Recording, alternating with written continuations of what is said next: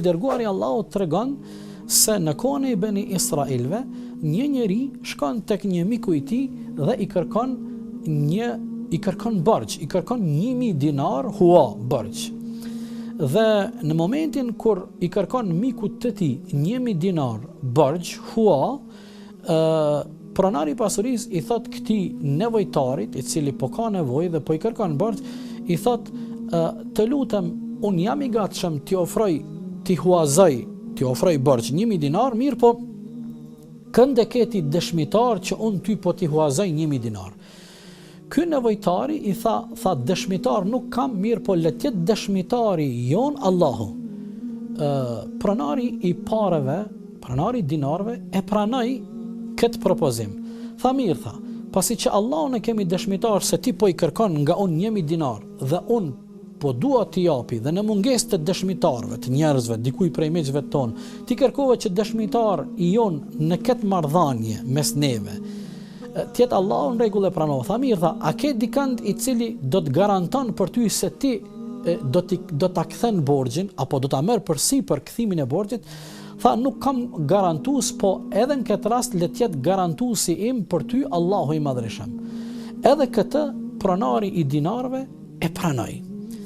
Dhe ata u dakordun që borxhi të kthehet në afatin e caktuar konform marrëveshjes që ata e përfundun në mesvete.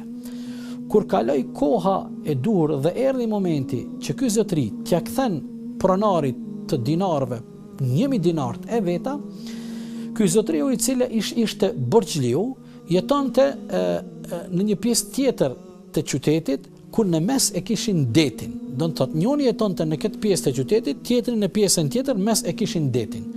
Dita e cila ishte dita kur ky ishte i obliguar sipas marrëveshjes me e kthy borxhin e tij, atë ditë rastisi ishte caktimi i Allahut që ajo ditë ishte një mot i vështirë ku kishte stuhi, kishte erë, kishte shi dhe atë ditë nuk pat asnjë anije të cilat anije do t'i transportonin dhe do t'i ofronin shërbime atyre qytetarëve të asaj pjese për më anë në këtë pjesë.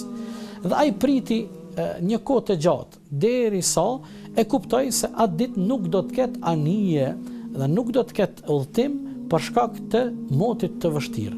Dhe çfarë vendosi? Vendosi me marr një dru.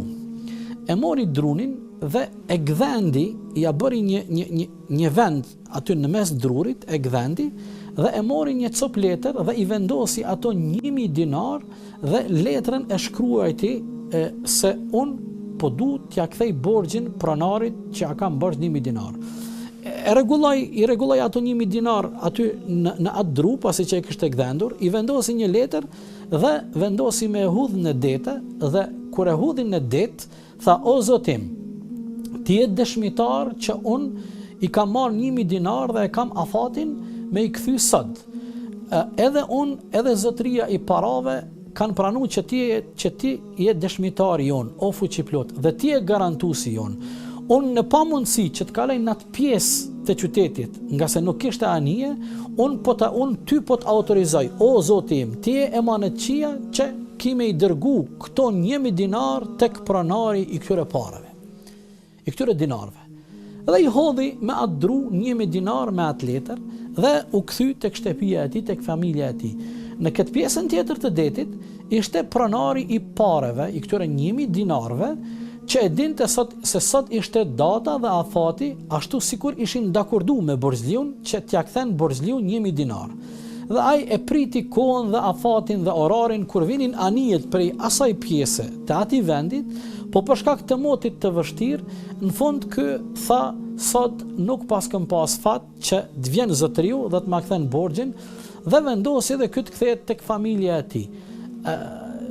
Pak qaste para se të vendos më kthy te familja e tij, po e sheh një dru që deti edhe valët e detit e hudhen breg detit. Tha në rregull, tha atëherë që të mos kthehem duar thot në shtëpi, po e marr këtë dru, spaku do ta përdori për zjarr që të nxehen familja ime. E mori atë dru, do të thonë druni nuk ishte i vogël, ishte i madh. Dhe kur shkoi te shtëpia e tij, me sapat, provoi me coptu drunin, kur e pa, dulen ato 1000 dinar dhe letrën të cilën e kishte shkru Borxhliu. Erdhi dita e nesërme, në ditën e nesërme u qetësua moti, nuk kishte më erës të hi e shi, dhe Borxhliu i kishte përgatitur 1000 dinar tjera, dhe erdhi tek zotëriu që i kishte borxh me 1000 dinar. U takuan, pasi u përshëndetën, Borxhliu i tha këtij zotëriut që a kishte 1000 dinar borxh.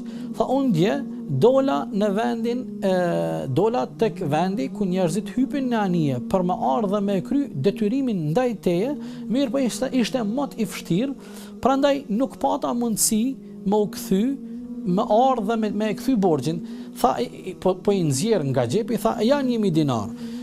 Pronari i këtyre 1000 dinarve ja ktheu, tha, të lutem, tha, mbaj ato 1000 dinar me vete, thot, nga se Allahu i Madhërisëm e ka kry emanetin tënd, thot, ti kishe pas vendos në dru ato 1000 dinar edhe letrën, thot, dhe unë derisa isha duke prit me ardhi, thot, në fund e pash atë dru, që unë nuk e kisha idenë se aty janë 1000 dinar që ti ki vendos, prandaj, thot, Allahu të shpërbleft, ti ki kry obligimin tënd dhe meri këto 1000 dinar tjera dhe ktheu tek familja jote, Zotit nderoft për korrektësinë dhe besnikrinë që e ke.